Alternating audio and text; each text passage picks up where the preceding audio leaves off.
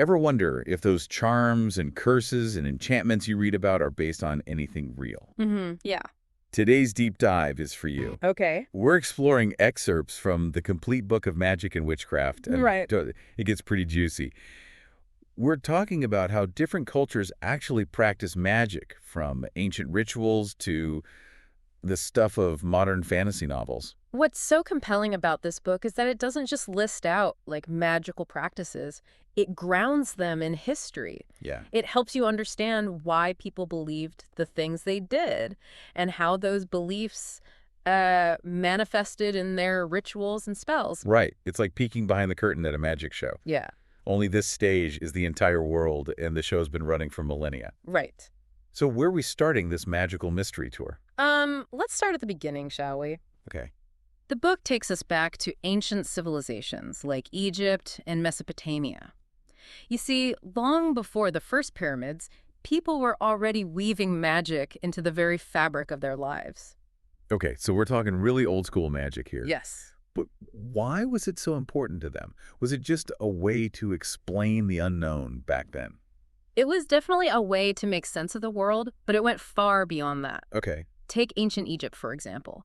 They believed in words of power, Right. specific words and phrases that weren't just spoken, they were channeled. They believed these words could actually influence the gods themselves to heal the sick, bring good fortune, you name it. Whoa, so these weren't just prayers. They were like magical commands. Exactly. That's some serious confidence in their connection to the divine. Exactly. And these beliefs weren't limited to priests or pharaohs. Right. Every day, Egyptians wore amulets inscribed with these words for protection, luck, even a good harvest. The book even mentions spells for charming a lover, spoken while tying knots in a cord. Imagine that each knot imbued with your intention. It's like their whole worldview was intertwined with this idea that words had tangible power. I've heard of things like that carrying on through the ages. It did. Yeah. And this belief in the inherent power of language, the idea that what you speak aloud can shape reality, it echoed through history. We see it in the ancient Greek myths where gods and goddesses are moved by incantations, and even in the medieval period with its grimoires full of cryptic spells. Speaking of powerful women in magic, the ancient Greeks had their own take on witchcraft, and it was a bit more intense than what we might picture today, right? Definitely. Think less kindly herbalist with a cauldron, more woman-wielding potent forces of nature, often tied to matters of the heart, or perhaps other anatomical areas. Their magic was often bound up in love spells, curses of vengeance, and the manipulation of potent substances. Herbs, metals, even bodily fluids, all meticulously chosen for their inherent properties. Okay, so we're talking love, lust, and a dash of don't mess with me magic. Right. Sounds intense. Yeah. But as we journey through history, we eventually arrive at a much darker chapter, the witch hunts. Yeah. This book spends quite some time on the Malleus Maleficarum, basically, the witch hunter's handbook. Right. How did that terrifying piece of writing come about, and what made it so influential? The Malleus Maleficarum, published in the late 15th century, was tragically more than a handbook. It was like a virus, spreading fear and suspicion throughout Europe during a time of immense social upheaval. Right. Imagine you're living in a world where disease is rampant, crops fail, and you don't understand why. The Malleus Maleficarum offered a scapegoat, the witch. So instead of blaming bad luck or, actual plagues, they blamed women who were different, independent, or perhaps just knew a bit too much about herbal remedies. Exactly. This book dives into the psychology of it. Right. How the Malleus played on existing fears and anxieties, codifying them into accusations of devil worship, participation in secret covens, and even the ability to fly. Wow. It painted a picture of a hidden world operating just beneath the surface where any woman could be a witch in disguise. It's terrifying how easily fear can be manipulated and weaponized, especially when it plays on existing prejudices. And the Malleus didn't just accuse, it instructed. It provided detailed methods for identifying, interrogating, and horrifically executing those accused of witchcraft. It's a chilling reminder of how quickly unfounded accusations can escalate into mass hysteria and violence. It's a stark contrast to how many view witchcraft today, especially with the rise of Wicca and other neo-pagan practices that focus on nature and personal empowerment. But all this talk of spells and rituals makes you wonder, how do they believe any of it actually worked? What was the mechanism behind the magic? Well, the book dives into a fascinating concept called sympathetic magic, which operates on the principle of like affects like. Right. You've heard of voodoo dolls, right? Absolutely. But is that actually based on anything or just a scary story? It's more than just a story. The idea is that there's a magical connection between the image, the doll, and the person it represents. By sticking pins in the doll, you're symbolically inflicting pain on the real person. It's a concept that pops up in cultures across the globe. So it's about more than just the physical act. It's about intention, belief, and this idea that we're all connected in some unseen way. Precisely. Yeah. And the book suggests that this belief in sympathetic magic might even go back to early humans who saw the world as an extension of their own consciousness, where their thoughts and intentions directly impact reality. It does make you wonder about the power of belief, doesn't it? Yeah. If enough people believe in something, maybe, just maybe, it can have a real effect. But beyond just willing things to happen, what about the role of the magician themselves? Does this book talk about what made someone particularly good at magic? Absolutely. It stresses that a magician's mindset and their intention during a ritual can be just as crucial as the words they speak or the ingredients they use. It emphasizes the importance of focus, visualization, and harnessing your own internal energy. Remember, you're dealing with forces unseen, and that takes serious mental discipline. So it's not all bubbling cauldrons and spooky incantations. There's a real mental and spiritual component to it, too. Exactly. The book suggests that without the proper mindset and self-control, dabbling in magic can be like playing with fire. You might not like the results. It even gives examples of spells backfiring, desires manifesting in unexpected and sometimes dangerous ways. Okay, that's both intriguing and a little scary. Right. So before we attempt any love spells, maybe we should work on our meditation and mindfulness practices. But speaking of preparation, what about all the tools associated with magic? I mean, we've all seen the wands and pointy hats, but this book hints that a magician's toolkit is a bit more intricate than that. Oh, absolutely. And it's not just about having the tools, it's about how they're made, cleansed, and consecrated, imbued with magical potency. Right. Take, for instance, the consecration ritual. You know you're spot on about the mental and spiritual side of things. Yeah. The book really dives into how a magician prepared themselves mentally and spiritually before any ritual. Right. Kind of like an athlete getting into the zone before a big game. I can only imagine the focus it took to believe you could influence the world with magic. Right. Did they have any specific practices to achieve that focus? They did, and it wasn't always easy. Right.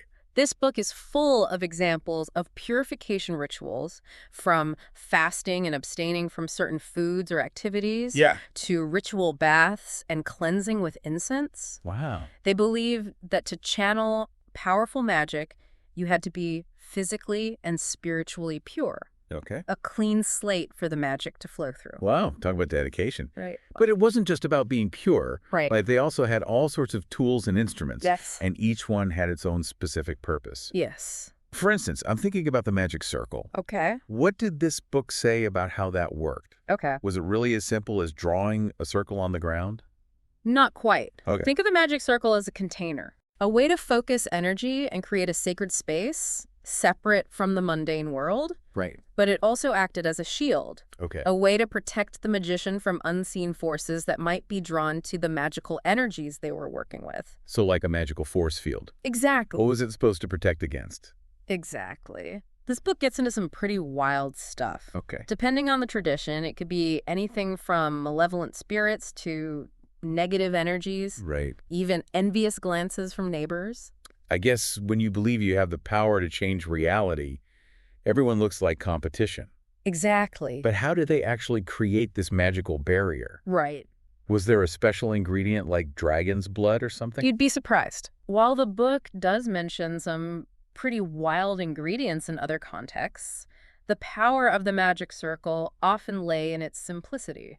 Okay. It could be as basic as salt sprinkled in a circle, Right. or a line drawn in the earth with a consecrated blade. Wait, so something as ordinary as salt had magical properties. Absolutely. Yeah. Salt has been associated with purity and protection for centuries Okay. across many cultures. Right. The book suggests that for many practitioners, it wasn't about the exotic, Yeah. but about the intention behind the everyday. Okay. The act of drawing the circle, of imbuing it with your will and purpose. Right. That's where the magic truly resided. That's fascinating. Yeah. Because it's like the physical act is important, Yes. but it's really the magician's belief and intention that bring it to life. Exactly. And this idea of imbuing everyday objects with power wasn't limited to the magic circle. Okay. The book spends a lot of time on magical tools, like Yeah. the wand, the staff, the athame, which, by the way, is a ritual dagger not meant for actual stabbing. Good to know. Yeah. I was picturing some intense magical duels there for a minute. Right.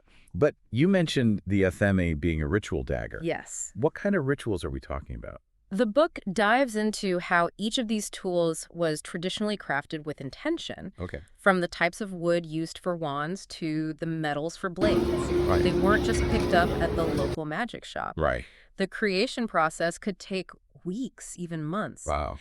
and often involves specific timings based on lunar cycles or planetary alignments. Wow. So much care and attention to detail. Right. It seems like every aspect of magic was imbued with meaning, from the tools themselves to the timing of the rituals. Precisely. And speaking of timing, Yes. let's talk about the role of numbers in magic. Okay. This book suggests that ancient sorcerers didn't just see numbers as quantities, Right. but as representations of universal principles, Right. each vibrating with its own unique energy. So like a magical numerology. Exactly. I'm intrigued. Give me an example. Take the number 7, for instance. Okay. In many traditions, it's associated with spiritual power, mystery, and the cycles of creation.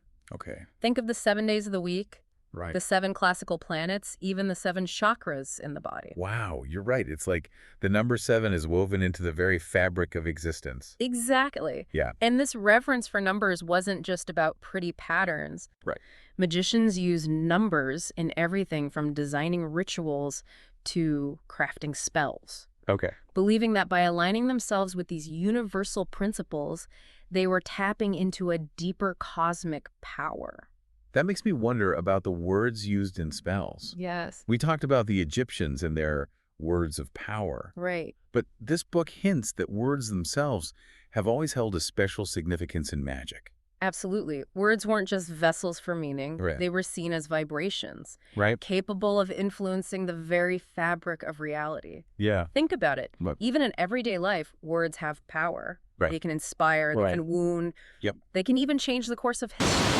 True words can be incredibly powerful tools. Exactly. But in the context of magic, what kind of words were considered especially potent? Well, the book talks about the power of names, Right. especially the names of deities or spirits. Okay. It was believed that by uttering a name correctly, Right. with the proper respect and intention, Yeah. you are essentially creating a channel to that entity's power. So it's like having the secret password to unlock a hidden door in the universe. Exactly. Okay. And some names were considered so sacred, so powerful, that they were never spoken aloud, only contemplated in deep meditation. Right. The book even mentions a practice where words themselves were inscribed on amulets or talismans, Okay. essentially trapping their power within the object.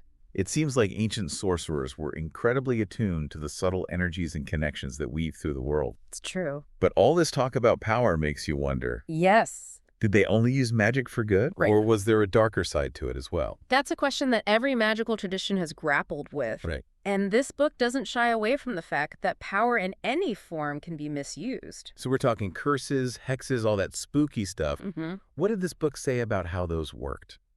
Well, one recurring theme is the use of image magic, Right. like those voodoo dolls we discussed earlier. Right. The book gives examples from all over the world, Okay. from ancient Egypt to medieval Europe, Right. where effigies of enemies were crafted with meticulous detail, Right. often using personal items like hair or clothing to strengthen the connection. And what did they do with these effigies? I have a feeling it wasn't pretty. You're right. Yeah. The book details how these effigies were often subjected to all sorts of nasty treatments. Okay.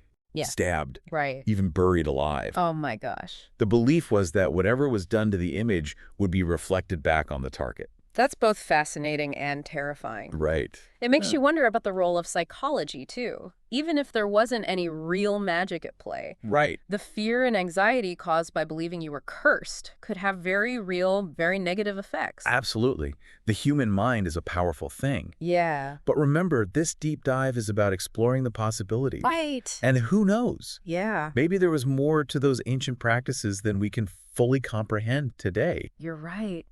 I'm starting to realize that the world of magic is full of shades of gray. Yeah. It's not just good versus evil magic. It's about intention, belief, and the very human desire to exert some control over the forces that shape our lives. Right. Speaking of which, this book mentions a lot of different traditions and practices Yes, from all over the world. it does. Was there anything in particular that surprised you?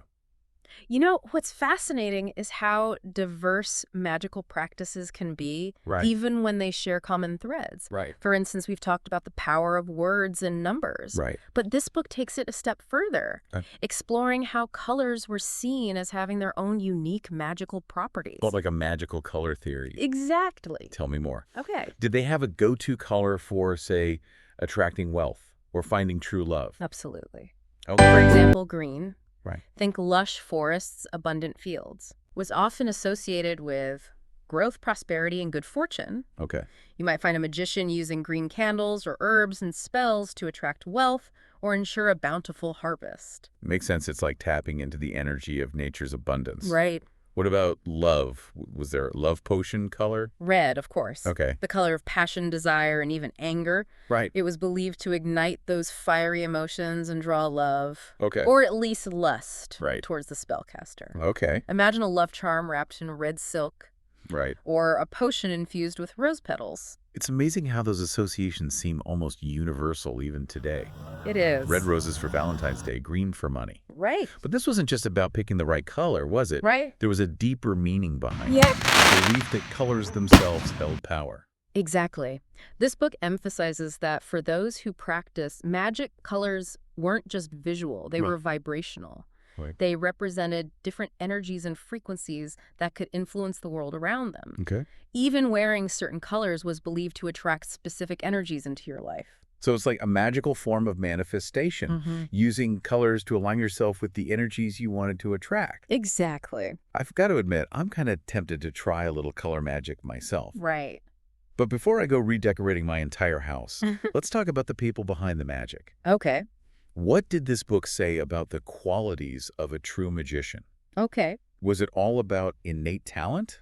Or could anyone learn to wield these forces? You know, that's one of the most intriguing questions this book explores, the nature of magical ability. Right. And it suggests that while some individuals might be more naturally attuned to these subtle energies, Right. the true power of a magician lay in their dedication, discipline, and above all, self-knowledge. So it's not just about having a magical gift. Right. There's real work involved, a journey of self-discovery. Precisely, the book emphasizes that true magic begins within. Right. It's about understanding your own strengths and weaknesses. Yeah.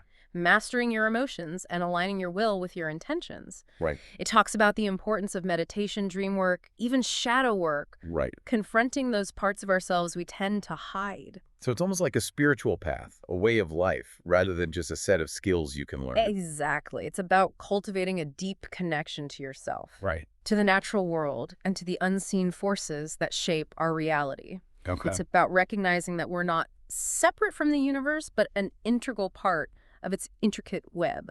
It's a powerful message and one that resonates deeply with me. It makes you realize that maybe, just maybe, there's a bit of magic in all of us waiting to be discovered and nurtured. But as we near the end of our deep dive, I have to ask, Yes. what's the one thing you'll take away from this exploration? Okay. What's the biggest aha moment that will stay with you? You know, for me, it's the realization that magic at its core is about connection. Okay. It's about recognizing the interconnectedness of all things, Right. the subtle energies that flow through us and around us, and the power of human intention to shape our reality. Yeah. It's about tapping into a way of seeing the world as alive, responsive, and full of wonder. Beautifully said. And as we close this chapter of our exploration, I encourage you, our listener, to keep exploring, keep questioning, and keep that sense of wonder alive. Who knows? You might just discover that the most magical journeys are the ones we take within ourselves.